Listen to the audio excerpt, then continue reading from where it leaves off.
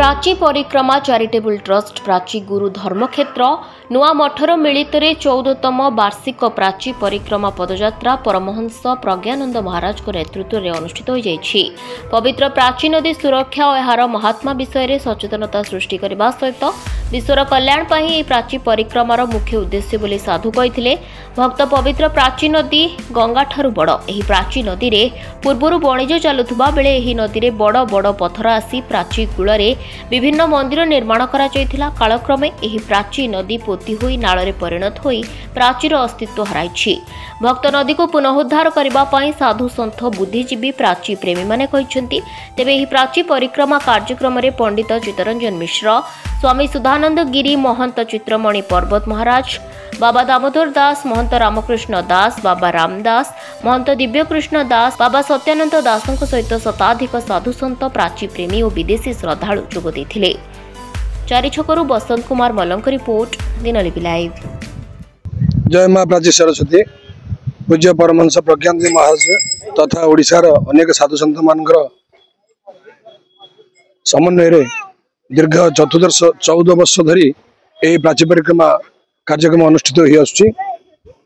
2012 मसीह परमहंस प्रज्ञानंद महाराज एवं अनेक साधु संत मानकर मिलित बैठक है। से बैठक में आलोचना है कि प्राची सरस्वती ये जो विलुप्त अवस्था पुणी केमती अवक्षय को रोक एवं जनमानस किभली सचेतनता सृष्टि कर संपर्क आलोचना हवा पर यह परिक्रमा करने निर्यास है। से दिन ठार आज पर्यंत चली आसुछि दीर्घ 7 दिन धरी यह परिक्रमा कार्यक्रम।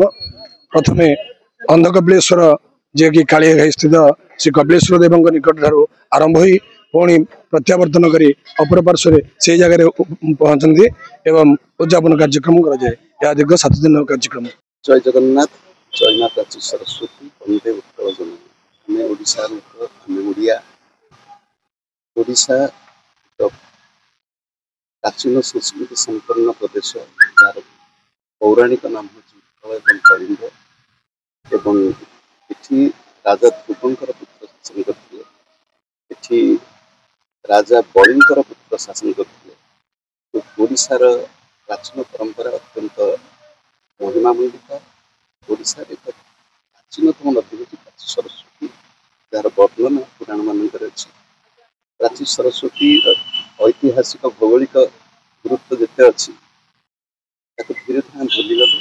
प्राची सरस्वती नदी बर्तमान नदी ना ताहा एक इंग्राजी कहते रेन वाटर ड्रेनेज, अर्थात वर्षा पानी को बोही नौथुवा नाल नर्दमा। नदी को आम नर्दमा परिणत कर नदीर इतिहास यही नदी पथ दे सागर को बेपार करते। यही नदी पथर पथर जाई कोणार्क मंदिर तैयारी किया। ये नदी पथर शत शत प्राचीन मंदिर एवं मठ आदि प्रतिष्ठित तार पुराना ऐतिह्य को मन पकड़ ये ओडिशार साधु सन्त मैंने विगत 14 वर्ष धरी सप्तदिन दिवसात्मक प्राची परिक्रमा पदयात्रा कर आज तार 2य दिवस। आम ओडिया आम भितर आम परंपरा, आम संस्कृति, आम इतिहास श्रद्धा आसू प्रकृति पर्यावरण नदी सुरक्षित रखु। प्राची नदी मध्य अविरल जलधारा प्रवाहित हो। प्राची नदीर अववाहिका जबरदस्त मुक्त हो। प्राची नदी रे तीर्थस्थान मर्यादा मिलू। प्राची नदी को सुरक्षित रखा लोक मान आध्यात्मिक चेतना जागरण करने उद्देश्य प्राची परिक्रमा पदयात्रा समस्त मंगल हो। आम ओडिशा प्रदेश विश्व आदर्श प्रदेश। दिनलिपि लाइव को एबे ही लाइक शेयर सब्सक्राइब करंतु।